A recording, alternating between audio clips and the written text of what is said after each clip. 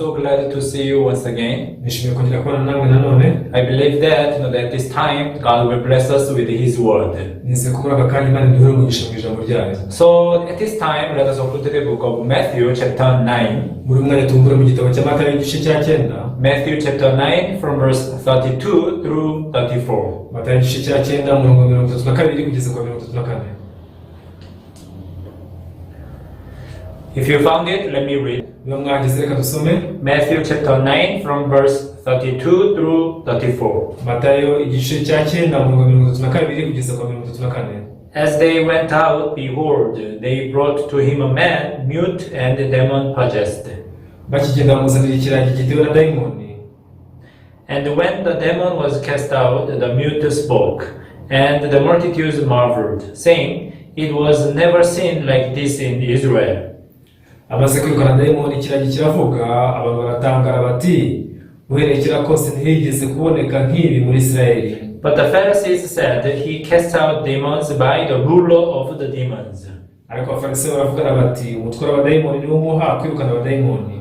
Dear viewers, how many words do you speak in a day? nshuti mukurikiye, ese n'amagambo angahe uvuga ku munsi? Yeah, of course, among you, there might be some who are very much talkative, or maybe the others who are very much quiet. ni koko muri mwe bishobora kuba harimo abantu b'indondogozi ndetse n'abandi bahora batuje bacecetse. For me, by nature, I don't like talking. njye mu busanzwe muri kamere yanjye sinkunda kuvuga. But in the time of preaching, I don't know where I get this strength to speak. ariko mu gihe cyo kubwiriza sinzi aho nkura imbaraga zo kuvuga. Sometimes when I preach, even I overpreach without me knowing. rimwe rimwe ndi kubwiriza n'igihe ndenze igihe ntanabizi. By the way, we speak a lot of words in a day. umunsi tuvuga amagambo menshi. And this, the words, this language is the best way to express our heart. amagambo rero cyangwa se imvugo nibwo buryo bwiza bwo kuvuga imitima yacu. Because we have no eyes to see the heart. kuko nta maso tugira abasha kureba umutima. Even between the husband and wife. hagati y'umugabo n'umugore naho. Even the parents and children. hagati y'umubyeyi n'abana. If you do not speak out what is in your heart, you see that the others may not know your heart at all. Ujya utavuze ikikuri ku mutima, abandi bashobora kumenya neza umutima wawe na busa. That's why this word, this language is really important tool in our lives. niyo mpamvu amagambo cyangwa se imvugo ni ikintu cy'ingenzi cyane mu buzima bwacu. And most of the case, if we see the words or the language that people use, we can guess their personality as well as their level. ahanini rero iyo tureba amagambo abantu bavuga n'imvugo bakoresha dushobora kumenya neza imiterere yabo n'urwego barimo. Actually, even if we speak the same language, ngo twaba tuvuga ururimi rumwe. now I'm speaking in English, kurundi kuvuga mu cyongereza, and my language is interpreted in Kinyarwanda. hanyuma ururimi ndi kuvuga rugasemurwa mu Kinyarwanda. Though we speak this in what is called the language. nubwo tuvuga indimi, but you see that the languages of the businessmen and the languages of the doctors and the languages of the lawyers are somehow different. ariko ururimi burya rw'abacuruzi, ururimi rw'abaganga ndetse n'ururimi rw'abakora ubundi bugenza biba bitandukanye. Sometimes when we learn the English, there is what is called the business language. iyo wiga icyongereza rwo wakwigisha imvugo y'abakora iby'ubucuruzi. Even there are a lot of medical terms among the doctors that they use this medical language. nako no mu buvuzi naho abaganga bagira inyito z'amagambo bakoresha mu mvugo zabo. Even I believe that you have read this kind of contract made by the lawyer. There are a lot of very difficult terms. ntekereza ko ushobora kubona nasomye n'amasezerano yarakozwe n'abanyamategeko nayo aba arimo amagambo agoye gusobanukirwa. You see that we know it seems that we speak the same language, but actually there are a lot of diverse languages. nubwo bisa nkaho tuvuga ururimi rumwe ariko habaho imvugo nyinshi zitandukanye. Even in the Bible there are two kinds of languages. nako muri Bibiliya naho harimo imvugo ebyiri zitandukanye. The first one is the language of faith. The other one is the language of distrust. ni ururimi rwo kwizera, ni ururimi rwo kutizera. Or in other words, we can say that you see that people who do not have faith, they cannot speak out the language of faith. Abandi bagabo dushobora kuvuga ko batagira kwizera badashobora kuvuga ururimi rwo kwizera. And the people who have faith, they cannot speak out the language of distrust. nako abantu bafite kwizera n'abandi bashobora kuvuga amagambo yo kutizera. As you read the Bible, Mu gihe usoma Bibiliya you will be able to see this difference clearly. uzabasha kubona neza iryo tandukaniro. So between the language of faith and the language of distrust, which language do you speak? None hagati y'imvugo yo kutizera ndetse n'imvugo yo kwizera uvuga iyi. Today I want to talk about this point. Uyu munsi dushaka kuvuga kuri iyi ngingo. One day the Philistines, they attacked the Israel. Umunsi umwe abafilisitiya bateye abisirayeli. Yeah, there were so many Philistine soldiers. Hari ingabo nyinshi cyane z'abafilisitiya. But there was a very special person there. Ariko aho ngaho hagaho umuntu udasanzwe. That man, his name was the Goliath. Yitwaga Goliyati. This Goliath was like a giant. Goliyati uwo nguwo ari umugabo w'ingagari. He's almost 3 meters tall. Afite indeshyo ikabakaba metero 3. Did you ever see a man, with the 3 meter tall, height? Waragizeho umuntu ufite indeshyo ya metero 3. If you see that like basketball players, they are very tall, right? Urebye abakinnyi bakina umukino wa basket bari barebare cyane. But I have never seen the man with the 3 meter height. Ariko sindabona umuntu ufite metero 3 z'uburebure. So Goliath, he was 3 meter tall. Goliyati rero afite metero 3 z'uburebure. And he looked very, very strong. Yagaragaraga nk'umuntu ukomeye cyane. Now you see that, I believe that this man, he was very much strong. Ndamya ko uyu muntu yari akomeye cyane. He was never defeated in the war. Yagize aneshwa ku ntambara. So he was very, boldly speaking to the all Israelites. Yavuganaga n'abisirayeli bose ashize amanga. Hey, you guys, we don't need to even fight. Ati mwana rwose ntabwo ari ngombwa kuri rwanda nawe. Just you choose one representative and you send him here and I will fight against him. Mwitoranye umuntu mubahagarariye muzane hano ngenda hangana nawe. If I beat him, you see that all of you will be beaten by me. Ati nimunesha ubwo turaba dutsinze urugamba. You surrender to me. Muraza kumanika amaboko. Send me the strongest one in your camp. Mwitoranyemo ukomeye mu rugero rwanyu. Now the Goliath was full of confidence. Goliyati yari yuzuye icyizere cyinshi. They blamed the Israel, even he blamed the God. Yatangiraga no kurenganya abisirayeli akarenganya Imana. At that time, King Saul, he heard this, muri iki gihe umwami Sawuli byarabyumvise, and he was not able to speak the word of faith. nuko ntiyabasha kuvuga amagambo yo kwizera. He could not speak the language of faith. Ntiyabashije kuvuga ururimi rwo kwizera. That's why he was not able to talk back to the Goliath. Impamvu atabashije no gusubiza Goliyati. He was just afraid of the Goliath, and the people, they were deadly afraid. Even some of them, they began to run away. Yatinyaga Goliyati gusa abantu bakagira ubwoba bwinshi cyane bagatangira kwiruka bahunga. Now you see the King Saul and the other Israelites who do not have faith, they were not able to speak the word of faith. Umwami Sawuli n'abandi bisirayeli batangiraga kwizera ntabwo babashije kuvuga amagambo yo kwizera. What about the David? Naho se Dawidi we bite? Yeah, at that time he was not a king. Iki gihe atari umwami. But actually in his heart, he was, with the heart of king and mindset of king. Ariko mu mutima we afitemo umutima ndetse n'imyumvire by'umwami. It was not because he was great or he was trained well. Sukura ko ari umuntu uhambaye cyangwa se waratojwe neza. But because he was able to experience the help of God. Nukora ko yabashije kubona ubufasha bw'Imana. As he was taking care of his sheep and the cattle. Mu gihe yitaga ku ntama ze ndetse n'amatungo ye. When lion and the bears came to attack. Ubwo intare cyangwa se idubu byajyaga biza kubitera. Now the David, he was able to fight against those beasts. Dawidi yashoboye kurwanya izo nyamaswa. Actually at that time David was just a young boy. Iki gihe Dawidi karagaho gato. I thought that he never learned even how to fight. Ntekereza ko atari yageze yiga n'ibyo kurwana. But the amazing thing is that when he fought against this beast,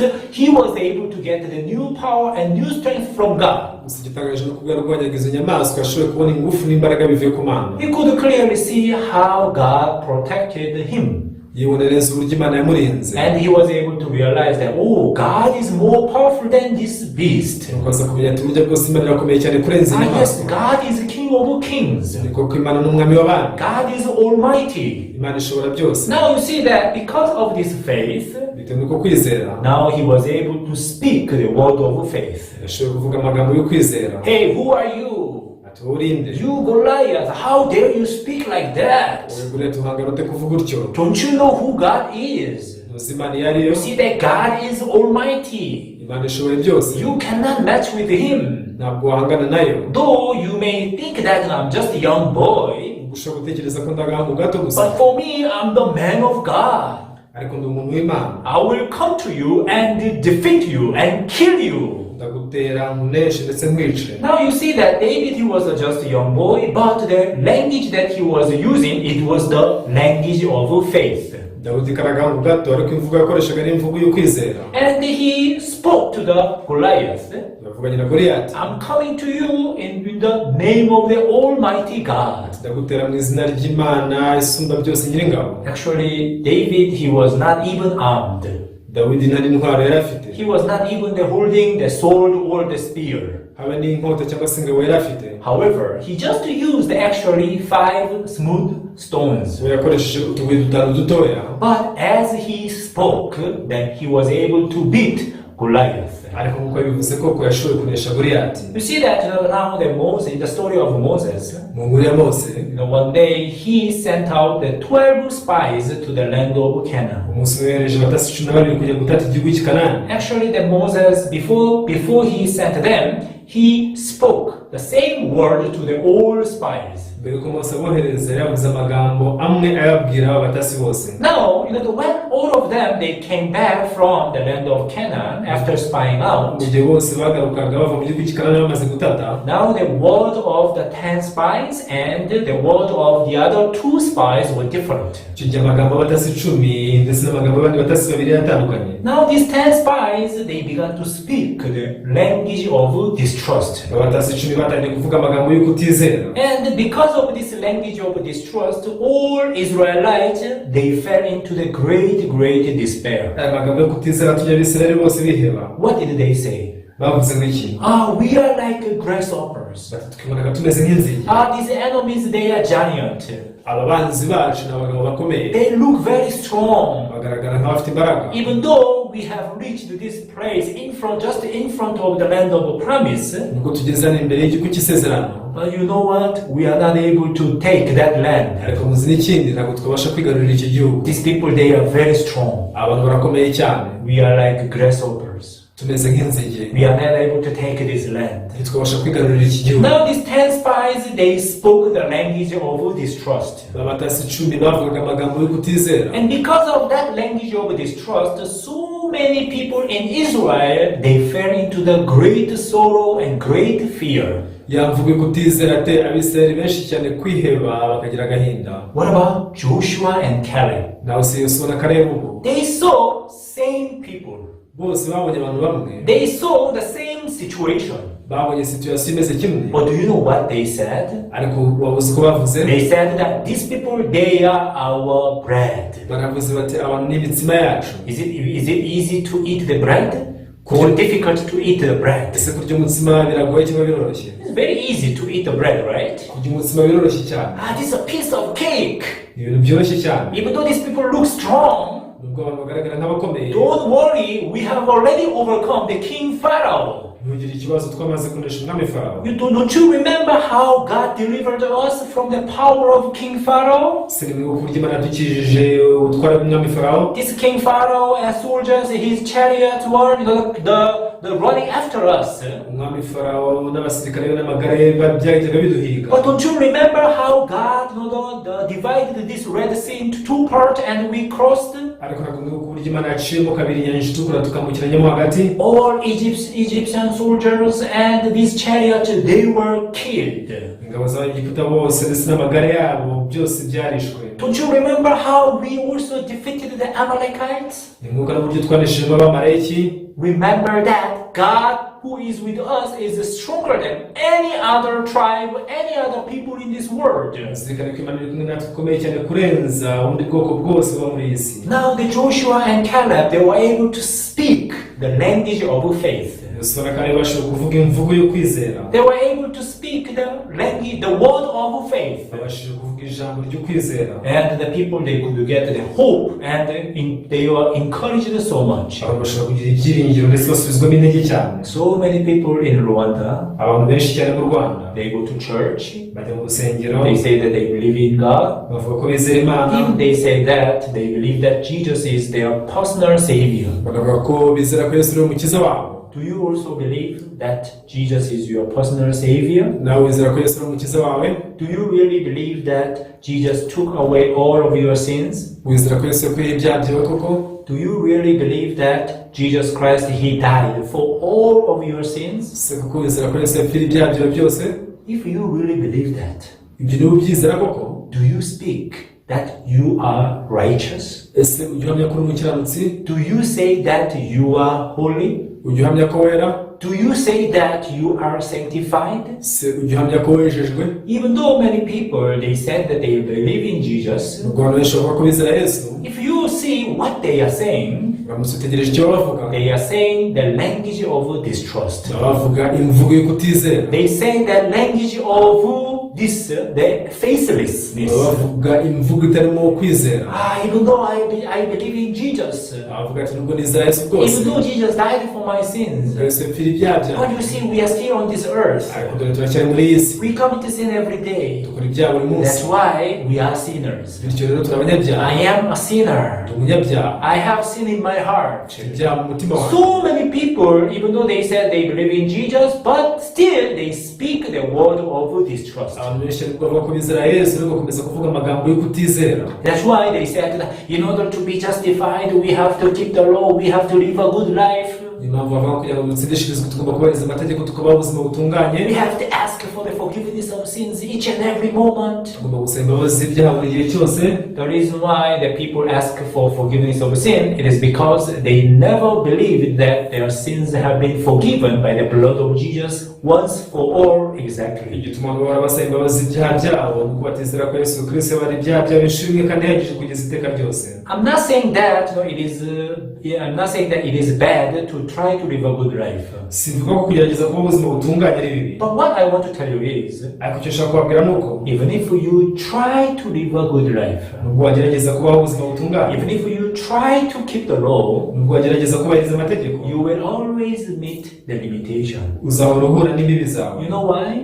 Uzi impamvu? Because Bible says, your heart and my heart are evil continually. Kubera ko bivuga ko umutima wawe n'umutima wanjye ari bibi gusa kugeza iteka.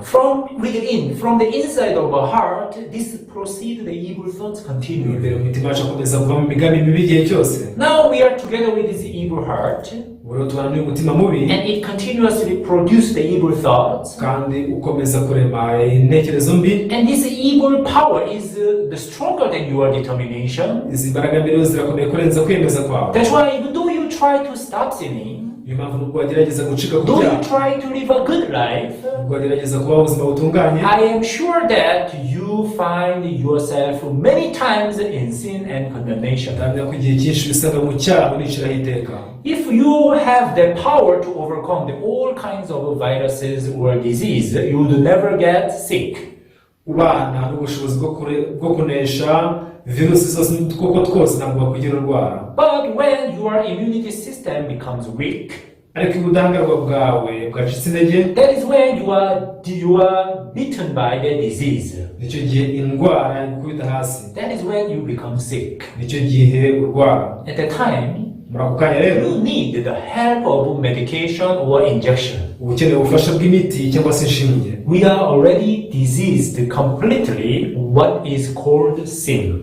Twamaze kurwara, turembeshwa n'icyaha, And no matter how hard you try, kandi uko wagerageza cyane kose you cannot overcome that sin, No. that disease by yourself. ntabwo ubasha kunesha icyaha cyangwa se iyo ndwara wenyine ku bwawe. That's why God, who knows this very well, He sent us to Jesus Christ. Imana yimenye neza yatwohereje Yesu Kristo. Jesus, he introduced Himself as a physician. Yesu yisobanuye ko ari umuvuzi. Who need a physician? Ninde ukeneye umuvuzi? One who is sick. Ni umuntu urwaye, One who realized that this sickness I cannot handle by myself. watawe ati iyi ndwara sinabasha kuyikemurira ku bwanjye. Today I read Matthew chapter 9. Uyu munsi nasomye muri Matayo ibice 9. So let us read verse 32. Reka dusome umurongo wa 32. Verse 32 says, Umurongo wa 32 uragira uti, as they went out, behold, they brought to him a man mute and demon-possessed.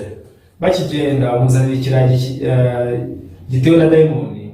Now you see that this man is a mute and demon possessed. uyu muntu ntiyavugaga ikindi yari atewe n'abadayimoni. Whether you know or not, all of us we are affected by this demon, Satan. wabimenya cyangwa se utabimenya twese abadayimoni baradutera we satani. Because the Bible says that this Satan deceives the whole world. kuko birivuga ko satani ashaka abari mu isi bose. And the people who are deceived by Satan, they become mute. abantu bashutswe na satani ntibavuga. Mute of what? babuzwa n'iki kuvuga? You see that mute, this mute person, that even if he wants to speak, but he is not able to speak out, right? ubona n'ubwo bwo kutabona nawe yabasha kuvuga ntabwo abasha kuvuga. Yeah, I'm not a mute physically. njyewe simbana n'ubumuga bwo kutavuga mu bigaragara. Probably you are not a mute person. nawe ushobora kuba utabana n'ubumuga bwo kutavuga. But spiritually there are a lot of mute persons in this world. ariko muri iyi si harimo abantu benshi babana n'ubumuga bwo kutavuga mu buryo bw'umwuka. What kind of people are mute people in the eyes of God? ni bantu ki bafite ubumuga bwo kutavuga mu maso y'Imana? Those who do not speak the word of faith. ni abatavuga ijambo ry'ukwizera. And these people, they are mute. abo bantu babana n'ubumuga bwo kutavuga. People who cannot speak the word of God. People who cannot speak the promise of God. abatabasha kuvuga ijambo ry'Imana ngo bavuge isezerano ry'Imana. People who cannot speak the promise of the Bible. abatabasha kuvuga isezerano ryo muri Bibiliya. In the eyes of God, these people, they are mute. mu maso y'Imana abo ni ababana n'ubumuga bwo kutavuga. So many places in the Bible, God says that you are justified, you are sanctified, you are washed. abantu benshi muri Bibiliya batubwira ngo waratsindishirijwe, warejejwe kandi waruhagiwe. However, people who become mute, they are not able to speak after that word of God. ariko abana n'ubumuga bwo kutavuga ntabwo babasha gusubira muri iryo jambo I'm ry'Imana. a still sinner. baravuga ati turacyari umunyacyaha. As long as I'm living in this world, igihe cyose nkibaye muri iyi si. because I come to sin every day, how can I say I'm righteous? muri bya buri munsi ni gute navuga ko ndi umukiranutsi? Even though Bible continues saying that you are washed, you are righteous. nubwo bikomeza kuvuga ngo waruhagiwe uri umukiranutsi. But people, they are not able to speak after that word of God. ariko ntabwo babasha kuvuga iby'iryo jambo ry'Imana rivuga. Why? Because they become mute. kubera ko babana n'ubumuga bwo kutavuga. Some years back, I got the chance to meet the one man, and I preached the gospel to him almost 2 hours. mu myaka mike yashize nagize amahirwe yo guhura n'umuntu umubwiriza ubutumwa bwiza mu gihe cy'amasaha nk'abiri. I opened so many verses nabumva ibyanditswe byinshi cyane so that he may understand this gospel of Christ exactly. kugira ngo basobanukirwe neza ubutumwa bwiza bwa Kristo. So after 2 hours, nyuma y'amasaha abiri he answered me. yarasubije ati, Because I had asked him that, do you believe in this? kubera ko ndamubajije asubiza ibi ngibi. And he replied to me, nuko arasubiza ati, Pastor, what you have preached to me, everything is from the Bible. pastor ibyo umbwirije byose birava muri Bibiliya. And your preaching is based on the Bible. kandi rwose inyigisho ishingiye kuri Bibiliya. However, I can't understand. ariko simbasha kubisobanukirwa. So I was somehow discouraged and shocked. rero nawe nkucika intege numva ndatunguwe. You said that you believe in God, uvuze ko wizera Imana. and you said that this Bible is the word of God, kandi uvuze ko Bibiliya ari ijambo ry'Imana. and you said that everything I preached is from the Bible. uvuze ko ibyo mbwiriza byose biva muri Bibiliya. But you are saying that I can't accept, I can't understand. none kuvuga ngo ntiwabyemera ngo nturi kubyumva. Even though this man, he thought that he believed in God, nubwo uyu muntu atekerezaga ko yizera Imana, actually he believed in his own understanding. mu by'ukuri yizeraga imyumvire ye bwite. In other words, he was not able to speak the word of faith. mu yandi magambo ntiyabashaga kuvuga amagambo yo kwizera. How can I say I'm righteous? iribaza ati ese navuga nte ko ndi umukiranutsi? I know how many sins I committed. si ibyaha nakoze uko bingana. Hey, if somebody hear that I'm righteous, they would laugh at me. ageze umva avuga ko ndi umukiranutsi yanseka. I committed a lot of mistakes. nakoze amakosa menshi. I committed a lot of sins. nakoze ibyaha byinshi. How can I say I'm righteous? Hey, it does not make sense. navuga nte ko ndi umukiranutsi? reka ndabyo nashingiye. Now this man, he valued his thought more than the word of God. uyu muntu yahaga agaciro ibitekerezo bye akabirutisha ijambo ry'Imana. That's why he became mute to the promise of God. niyo mpamvu yabanye n'ubumuga bwo kutavuga ku isezerano ry'Imana. And he was not able to speak out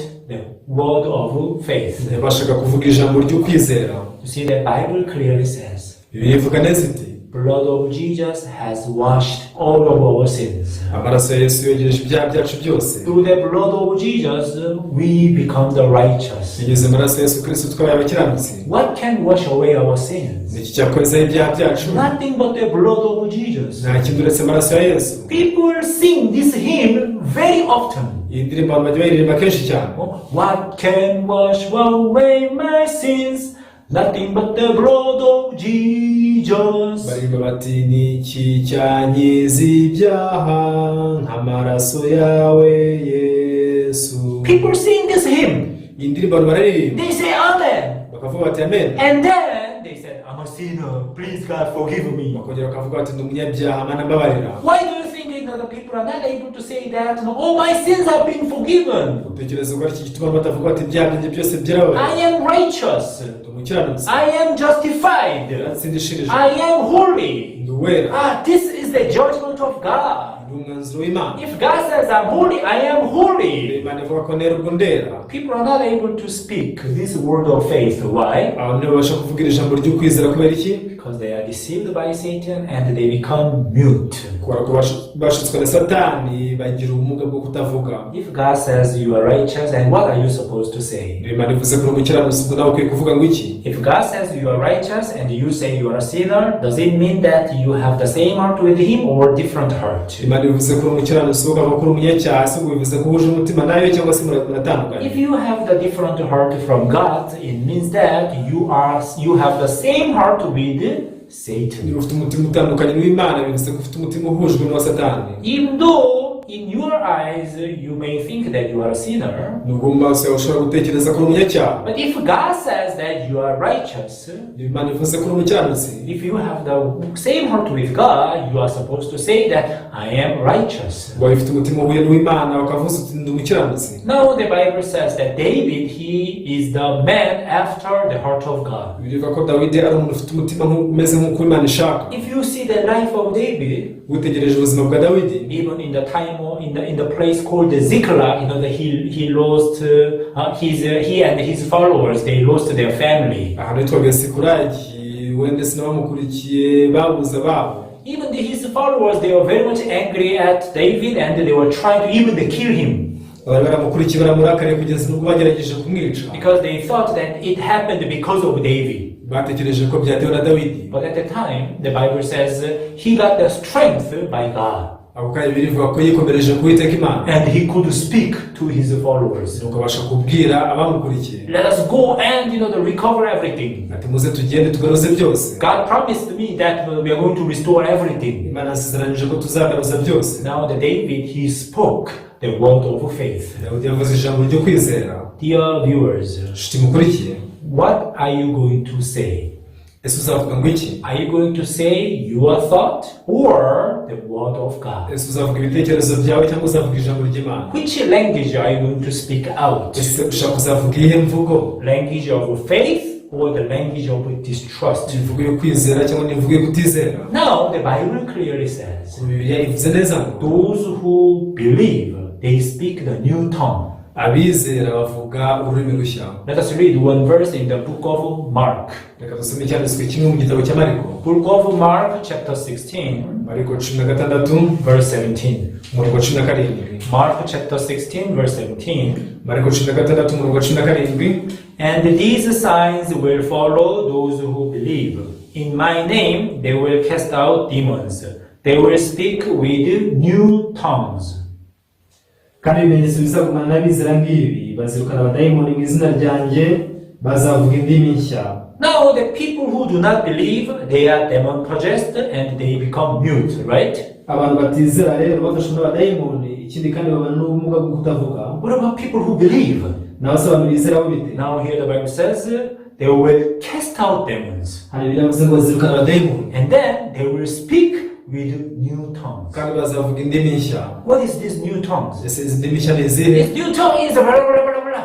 Not that one. ntabwo ari za zindi abantu bivugisha bati bla bla bla bla bla. New tongues, it means that the tongues of faith. indimi nshya bivuze imvugo yo kwizera. I am righteous. Ndi umukiranutsi. I am holy like God. Nera nk'Imana. Even Apostle Paul, he testified that I can do all things through Jesus. Pawulo yahamije ati mbashishwa byose na Yesu. Hallelujah. Hallelujah. I hope that you learn how to speak the word of faith. Ngiye ko mwakwiga uko bavuga ijambo ryo kwizera. No longer be cheated by Satan. Ntuzongere gushukwa na Satani. Satan continuously deceives you into thinking that you are a sinner and you make you mute. Satani akomeza kugushuka kubera ko uri umunyacyaha agatuma ubana n'ubumuga bwo kutavuga. But as you listen to this message, ariko mu gihe wumva ubutumwa, you receive the faith in your heart. wakire kwizera mu mutima wawe. The pastor Cole says that faith comes by hearing. Now he's delivering this message of God that we are righteous, we are justified by the blood of Jesus. It means that I am justified. I am sanctified. I am righteous. God no longer remember my sins. This is what Bible says. If you speak this word of faith, Satan cannot deceive you anymore. You are righteous. You are justified. Not because of your good works or good performance, but because of the blood of Jesus. I really hope that you learn how to speak the word of faith.